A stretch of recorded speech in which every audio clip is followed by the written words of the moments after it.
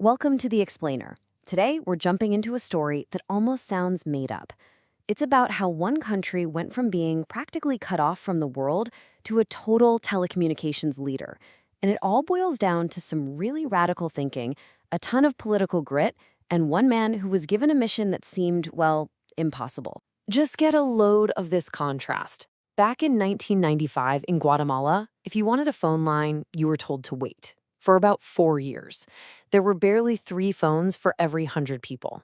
Fast forward to today, you can get a phone in minutes, and there are way more phones than people. This wasn't some slow, steady improvement. This was an explosion. So you have to ask, right? How on earth does that happen? How does a country pull off a transformation so fast and so complete? It's a story that basically flips the script on how we think governments and markets are supposed to work. To really get how incredible the after picture is, we first have to understand the before. And honestly, it was a mess. So let's go back to 1996 and see just how bad the situation was. You see, it wasn't just that phones were scarce. The real problem was where they were. A whopping 80% of all phone lines were jammed into the capital city. The rest of the country, especially the huge rural areas, had next to nothing.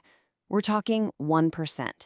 It was a country of digital haves and have-nots. Let that number sink in for a second. For a country of 11 million people, there were just 289,000 phone lines in total. Meanwhile, you had over 1 million people officially on a waiting list, some of whom had been waiting for the better part of a decade. The country was effectively silenced. This quote is from Alfredo Guzman, the man at the heart of this whole story. And what's he getting at? He means that for someone in a rural village, just making a call meant traveling for hours to find a community phone, praying it worked, and then paying insane rates, maybe 10 quetzales for a single minute.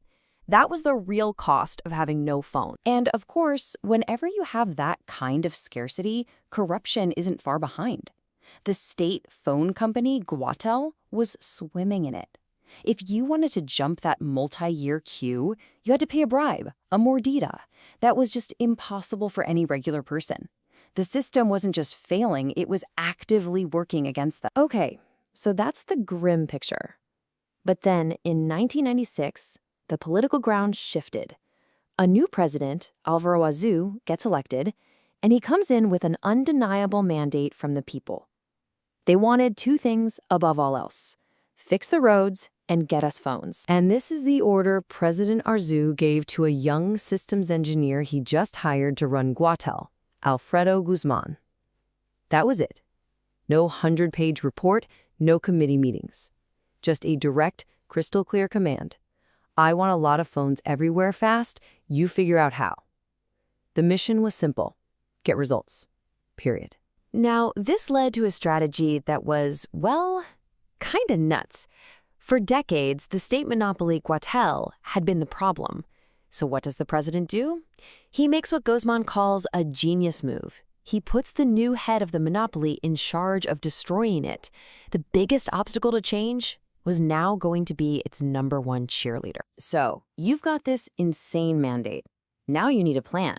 And Guzman's team knew that the old, standard ways of doing things just weren't going to cut it. They had to throw out the playbook and write their own. They basically looked at 3 options. Option 1, keep the state monopoly. Just try to fix it. Nope. That would have cost about $1.5 billion that the government just did not have. Option 2, follow the World Bank recipe, which was to sell the state monopoly to a new private monopoly. They looked at other countries and said, nope, that's way too slow. It won't get us phones fast. So that left option 3, the wild one. Blow the market wide open with competition first, then sell the old state company. The plan was beautifully simple, and it came in 2 parts. Step 1, kick the doors wide open, pass a new law that lets anyone and everyone compete, with 0 special treatment for anyone. Step 2, and this is key, only after the market is truly open, you sell off the old state company to let it sink or swim like everybody else. And at the heart of their new law were these 5 freedoms. Freedom to get in the game and get out.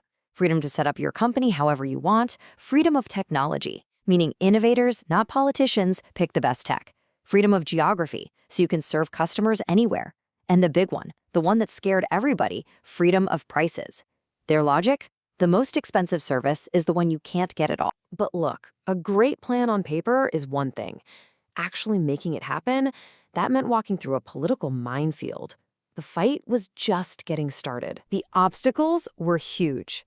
First, they had to get the radio spectrum, the airwaves, from the military, who saw it as a national security secret. Guzman tells this story of how the president just called the general and ordered him to hand it over. Done. Then they had to do politically toxic things like rebalance tariffs. And maybe the most amazing part, they convinced all 6,500 union workers to voluntarily quit and then sign new contracts with the company that was about to be sold.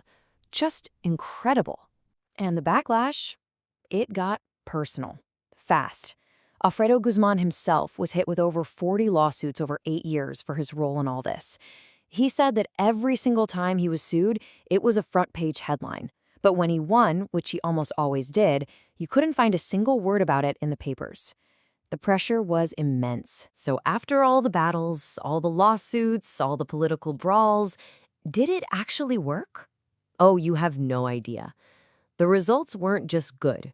They were absolutely world-changing for Guatemala. The numbers are just staggering.